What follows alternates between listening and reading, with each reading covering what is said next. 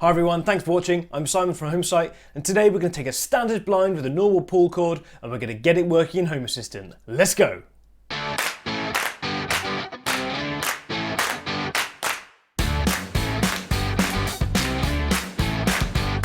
So the kind people at Benexmart have sent me this Zemismart battery powered blind motor. Now it works on Zigbee, it's a 2-year device, so you can use it with the Smart Life app as well. However, I'm going to get it paired with my Home Assistant and get it controlled through there. Of course, I'm going to test it in Node Red. I'm going to test it with Zigbee to MQTT through a CC2531. I'm going to test it with a Sonoff bridge, Zigbee bridge as well, and ZHA. So I'll leave my review to the end, but you can buy it on Amazon for about £65. Of course, there'll be links in the description below. So if you are considering buying one of these, I hope you find this video really useful and it should give you all the information that you need to understand about how it works, how to install it, and how it's going to operate with your system. I really hope you like this video and I really hope you subscribe to my channel as well. So let's get going. So here we have a very simple box for our device. You can see there's nothing on the sides or the back, just a simple picture of it with a product number on the front. So we've got some instructions which look to be all in English. We have the main driver itself. Oh, so I pressed the button. Feels quite heavy, quite substantial. It's obviously got a good sized battery in it. We've got this USB cable. We've got a radio frequency remote. Don't know what this is. This is the back plate with the magnet in for the RF remote. Some extra wheels there, looks like, for I guess different blind types, and a little paper template. And some rule plugs. They don't look that substantial. I'm probably not going to use those ones. So let's have a look. So here we can clearly see, we can click this end off and we can change those wheels over, or alternatively use that one. We've got a charging point and a set button. 7.4 volts, which is obviously not a USB standard 5 voltage, so it's obviously some trickery in the cable. It's 3 buttons. It seems pretty robust. It seems like it's pretty well put together. You can see that's turning that wheel around by pressing the button, and you get a little blue LED. We've got an up, a down, and a stop. Here's the cable. Some electronics in the end that plugs into the device by the looks of it. Here's our RF remote, which is not 433 megahertz. So if you were hoping to use this with a Sonoff RF bridge, it wouldn't work. It's 900 range. But it does clearly come pre-paired because that's working automatically. It's got the same button layout as well. There's our base for it, so we can screw that to the wall. Let's just take that out of the bag a sec. A couple of little screws. Perhaps those rule plug screws are intended for this instead of the driver itself. Clearly got that the long way around. There we go. So that sticks on quite nicely, so that wouldn't look out of place on the wall. It's quite nice. Now obviously I'm not planning on using this remote anyway. I am planning on integrating with Home Assistant, of course. So here's some little wheels that go with it. So there's the different types. I guess you just have to find the right one that works with your particular blind cord. Now mine's got the little ones with the little white plastic lumps on it. So let's get this plugged in, just see how this operates. So you can see that's flashing green with nothing plugged into it. When you plug it in, it goes red. And when it's finally fully charged, it goes green and steady green light on there. So you know that it's fully charged. Now, one of my concerns is this was going to be fixed to the wall and you'd have to get a USB socket or a USB charger to the device. But actually what I found out is you can actually unhook it from the wall really simply and plug it into the USB wherever that's convenient. So these instructions are a little hard to read, if I'm honest. They're not as clear as I would hope they would be. It's clearly been a translation from Chinese to English or some something into English, so they don't read particularly well. I had to sort of figure out a lot of the steps, but don't worry, because I can guide you through that as well. I'll also put a scan of these directions in case you were looking to see them before you bought the device. I'll stick them a link to them in the description below. So next I'm going to try and add it into my Home Assistant. Now I'm going to add this in first via Zigbee to MQTT using a CC2531 dongle. Now the instructions, which I'll put just up here: preparation for adding app. Click motor, set key, motor indicator light flashing red once. Step 2, immediately keep pressing motor, set key again until motor indicator light flashes red, release it. Then motor indicator light keeping red. It enters the state of network distribution. The state will keep 2 minutes. Prepare to your gateway and add to the app. Refer to gateway manual.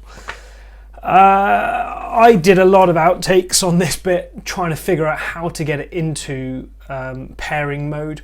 Now, what I found was that you press it once for a short press, and then press again almost instantly and hold for 5 seconds, and eventually you'll get a flashing light that keeps flashing for about 2 minutes. But as soon as I got it into that state, as you'll see in a second, it added instantly. Zigbee to MQTT started the interview and automatically appeared in my device list. One of the things that did confuse me for a second was when I pressed and held for 5 seconds, and all of a sudden I seemed to have broken it. Actually, I turned it off. So if you press and hold for 5 seconds without clicking it first, you'll turn the device off and it'll stop responding to any of your buttons. If you press and hold for another 5 seconds, it'll turn it back on. Obviously, once you've got it out the box, if it's not responding to anything that you do, you might need to turn it on first. So press and hold for 5 seconds. Anyway, that's enough of that. Let's show you how to get it added into Zigbee to MQTT. So here we go. So I'm pressing that button, and then I'll quickly release and then press and hold for 5 seconds, and eventually the light will start to flash like this. You can see that my device has now appeared and the interview has started. Now I start to get impatient at this point and I'm going to open the logs to have a look, see what's going on. And as I do that, it appears.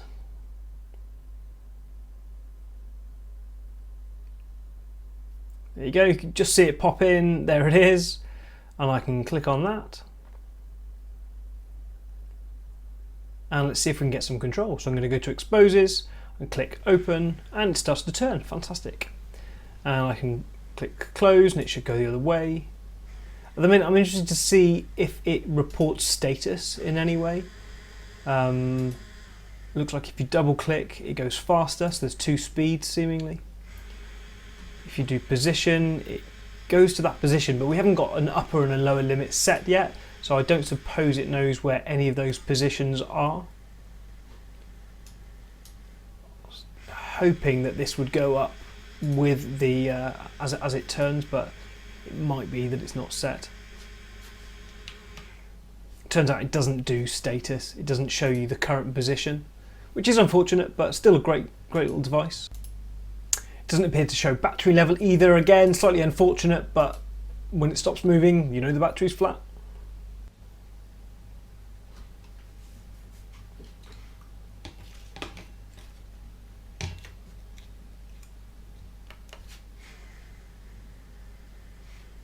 So here I'm trying the remote just to see if that does show that it's moving or not, but it clearly doesn't send any status back into Home Assistant. So you still get that up and down control, but you don't get that status back into Home Assistant, unfortunately.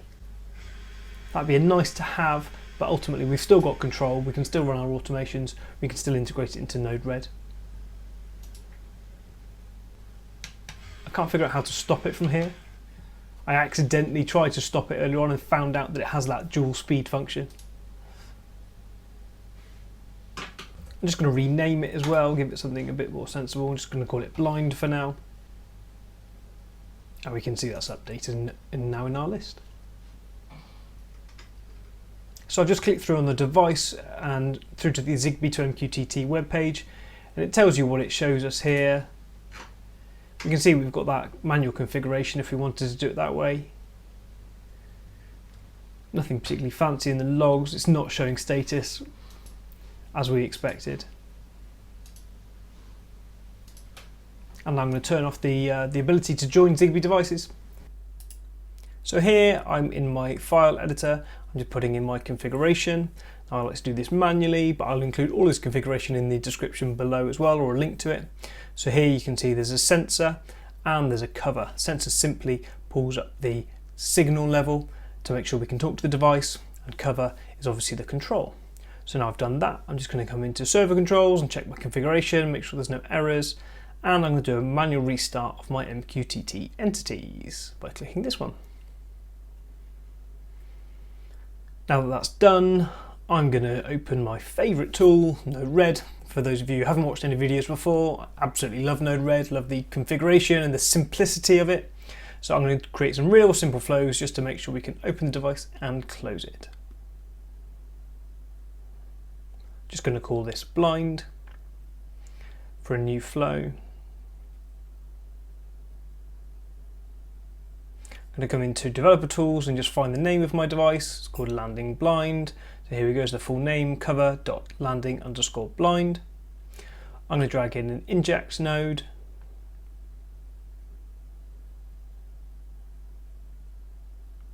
And a call service node. Wire the two together. In my call service, I'm just going to call this open blind.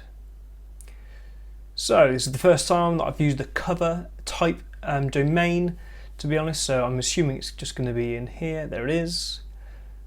And I'm going to find my function. So there's open, there's close. Just going to choose close for now, put in my entity ID, I'm not going to put anything in here, press done and deploy, and let's see what happens.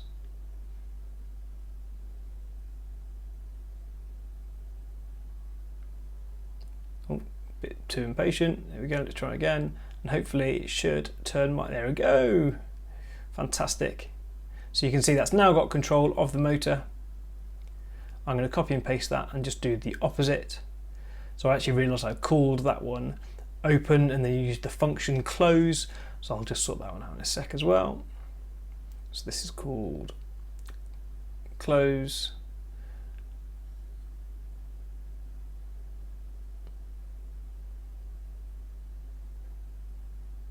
And this one, use the right service for open. There we go. I'm just going to copy that again and create a stop, because I noticed that was one of the functions here as well.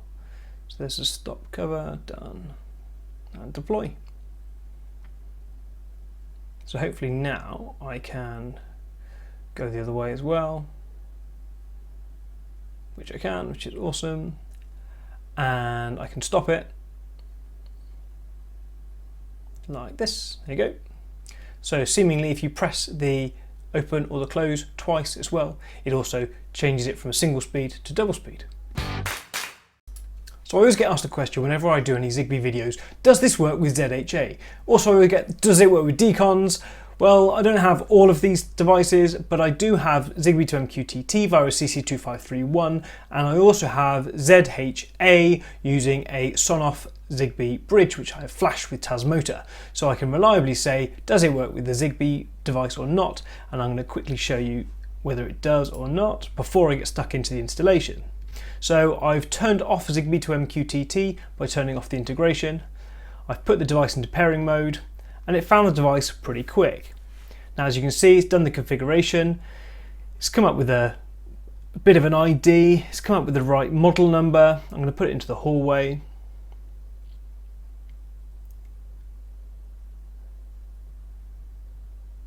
And come back to my network, and you can see it's on the visualization, and there it is. So it's looking promising. I come into my devices, click on it, and I get this device info, but it doesn't tell me what it is, and it certainly doesn't give me any control. So, long story short, I can't get ZHA to work with this device.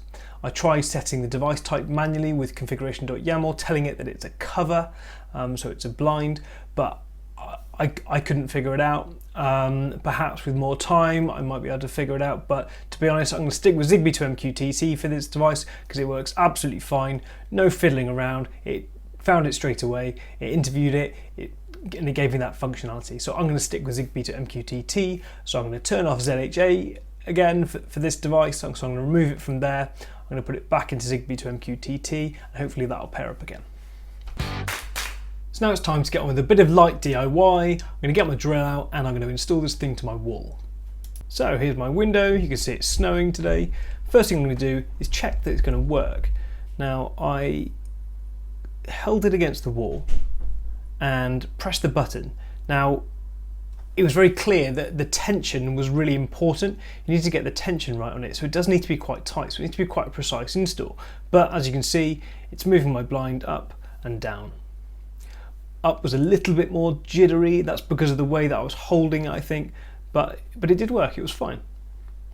This is the time to really experiment with those 3 different wheels as well, or the 4 different wheels, to make sure that you've got the right one. So now I'm going to mark on the wall. Now I'm not going to use the template, I'm just going to use the device itself. So I pull the tension down and I'm going to mark. Now I've got a laser level here to make sure it's upright. You can't see it from this angle, but from behind me there's a laser level giving me a plumb line down the wall. So I've just marked underneath. So I'm now going to remove it from the back plate. I'm going to put the back plate up against the wall using my marks, make sure it's plumb, and then I'm going to mark the holes, the 2 holes for the screws to go through.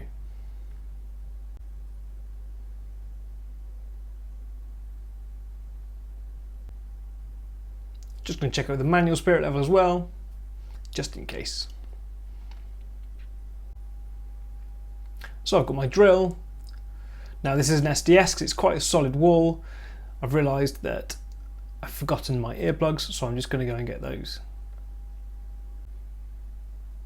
Now obviously depending on your type of wall means will depend on the type of fixing that you use for the back plate. Obviously if you're screwing into plasterboard, you're going to want to use some of those cool plasterboard screws, I imagine. But I'll leave that down to you. I'm making sure I get my depth right for my raw plugs.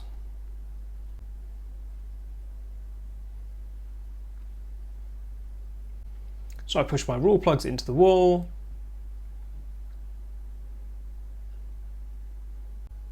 Take my back plate and put the screws through using an impact driver. Obviously you can just use any normal screwdriver or a manual screwdriver if you really want. I don't think this needs to be murder tight up against the wall. Mine is pretty solid, but you obviously don't want it pulling out. So now I'm going to attach my plate, blow the dust off. So I'm going to attach my motor onto here, slide it back onto the back plate, and hopefully it should be nice and tight with the pull cord. Now you can see that this isn't going too well. It's not that tight. It's winding down okay, but that's obviously with the help of gravity on the blind. But when I go to move it up, you'll see that it doesn't work so well.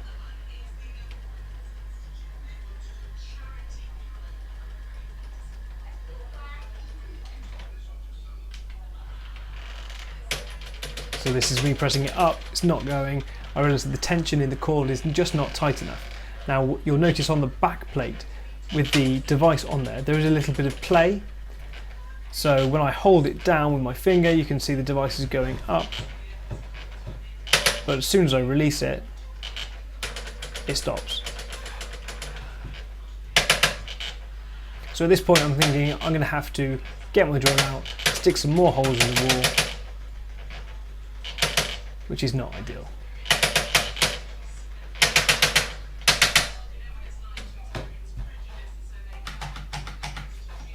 So you can see that play in the device just on the back plate, and it's just the way that the clip is designed. There's just about 5 mil of play where it just drifts up and down a little. I'm looking at modifying the back plate, see if I can make it tighter. And then it dawns on me, I can just modify the cord. That's a much easier solution than modifying the back plate or sticking extra holes in the wall. In the end, I needed to cut off about 4 or 5 of the little white balls on the cord, and then reattached it, and it worked absolutely fine. Now, depending on how your cord is configured in your blind, now the little stop, the little joiner that joins the two ends of the cord, goes right up to the top when it's all the way up. So I needed to make sure I cut off the right side, otherwise it wouldn't be able to go all the way up. So I did this cutting off one little ball at a time because I didn't want to make it too short. Great, so with that done, you need to make sure that you need to put a top limit and a bottom limit. Obviously, if you don't put a top limit, it's going to carry on trying to wind up, and a bottom limit is going to carry on winding all the way down. Now, there is instructions in the manual for this. Again, they're a little bit hard to understand, but don't worry, I can take you through that. So first of all, you need to clear the limits. Now, this is fairly straightforward. You click the motor set key, that's the button underneath, and then the motor indicator light flashes red once, and then you press the motor key up for 5 seconds. Now, to set the upper limit, you put it up to position, you press the stop key where you want it to stop, then you press the set key, the up key, the stop key. Now that will set your upper limit. Then you press down.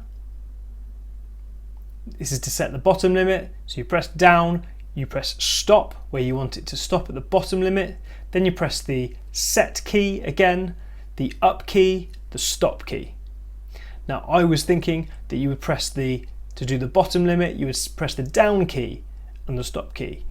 However, that's just not right. You press so it's set it to the position, set key, which is that little button underneath, the up key, and then the stop key, and that will set your limit. So to get the blind motor configured into Home Assistant and installed probably took me around an hour of real effort. So it's pretty quick. Now, the great advantage, the real thing I love about this one is that it doesn't have to be powered permanently. It's got that battery that so far seems to be lasting quite a while. It's lasted a good few weeks so far. Now, I can't see the longevity in it, so I don't know how long it's going to last, but so far it's been really good, super reliable. Every morning it's used using a Node Red automation. It's opened the blind at sunrise, and sunset it's closed it as well. So that's one job less that we have to do. Now, some would say that actually it's not that much effort, but it's only £65 on Amazon at the moment, so it's not that much money, and it's a nice little touch, something that you haven't got to worry about doing. And obviously, if you're wanting to close it earlier or open it earlier, you can just press the buttons as well. Of course, the one thing I didn't really look at was the remote. The remote operates absolutely fine, it uses 915 megahertz frequency, but to be honest, I can't really see us using this very much. In fact, it's still got the packaging on.